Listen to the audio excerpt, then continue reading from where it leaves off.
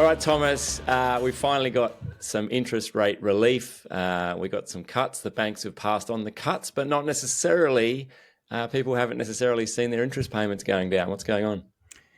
So all the big banks announced that they were going to pass on the interest rate cut in full. Yeah. But then I was reading somewhere in the AFR that only Westpac will automatically reduce customers' minimum repayments. No. At NAB, CBA, and ANZ, you have to either visit a branch, ring the call centre, or go onto the app if you want to pay less. Right. That's fair. Well, yeah, is it? I don't know. Well, I think so. Right, okay. Like, I guess for me, as interest rates went up, then you just learned to deal, right? Like you just had to cut back and you learned to get on and, swapped out your Bikram yoga for regular yoga. Just didn't realize you didn't need to sweat and stretch at the same time. But like I just kind of dealt with it, right? Made some cutbacks. And then I was like, then the interest rate comes in. Oh, yeah. And I'm like, well, what if I just don't change my repayments down just yet? If I just keep kind of living with that, with the cuts that I've made, then I pay my loan off quicker. I'm happy with that. Yeah. I mean, I think you're in the minority there. Yeah.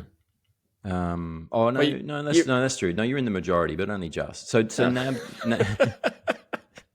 I just scraped it. You make it sound very personal. Well, you've just scraped into the majority. You've been allowed in at the last minute. They were almost full, but I created some extra places for you. So NAB did some customer research, and that showed that 58% preferred to maintain their repayments when rates went down. So 58%. But this is the thing for me. So that if 58% prefer to maintain it, that implies that 48% prefer to change their payments, presumably, right? Or does it? Or they prefer not to think about it.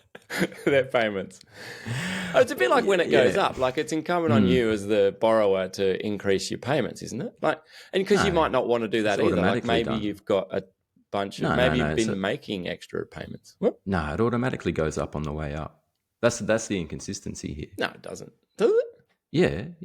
I thought we had to. I had to keep adjusting it. No, really. When you set up we're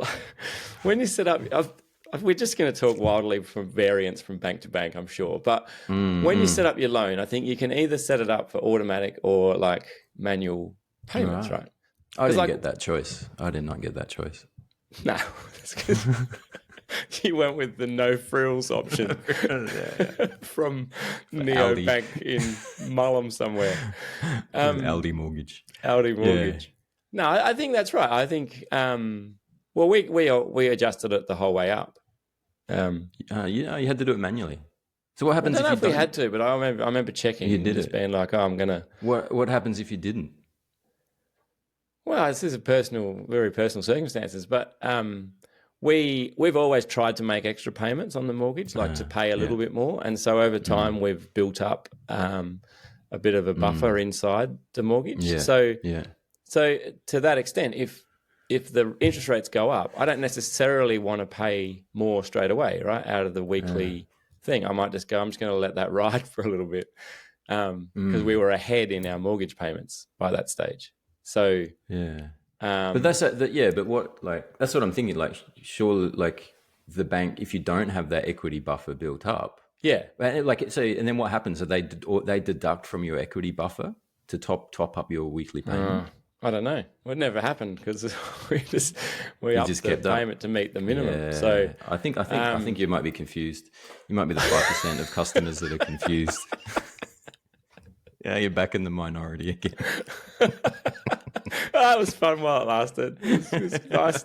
It's nice to be in the in crowd. It's just right. But NAB's research shows that 58% prefer to maintain, which I'm assuming means 42% would prefer to change their payments. Automatic. But automatic. No, yeah, that's right. Yeah. But only, well, like more like if, not automatically, but if interest rates were lower, they would prefer to pay a lower repayment. Yeah. Rather than keep paying the old repayment. So 48%, 42% would prefer to change. Yeah. But because you have to call NAB or contact NAB to do it, only 3.8% of customers do. Right? So that's a big gap. Yeah. Close to 40% of customers prefer to change and then don't because for whatever reason. And that's what another thing I'm confused about. They're just not. My bet is they don't realize that they have to. Or they don't realize they can. Or they don't realize they can. Well, yeah, they don't. Well, yeah, I don't know. I can only speculate as to why someone wouldn't do it. Or they just don't get around to it, or whatever. No, there's huge portions of the population that that think that it involves a trip to the branch, or that assume that it involves. Well, that's the other thing the article said, that NAB's call centre was inundated with calls, and that call centre staff were apologising to people for the long wait lines. I don't know why the banks don't do it to themselves. Why the banks do it to themselves? Yeah, there was a quote though in there that said one guy rang up to reduce his monthly repayments following an email. Gee, if only he had the internet where he got his email, he could have done it online. I know. Right, they're inundated with calls like this. I just feel like the mortgage market's back in the 90s, like bizarre. And the other thing I don't understand, couldn't get through to the bank manager because he was in a meeting. So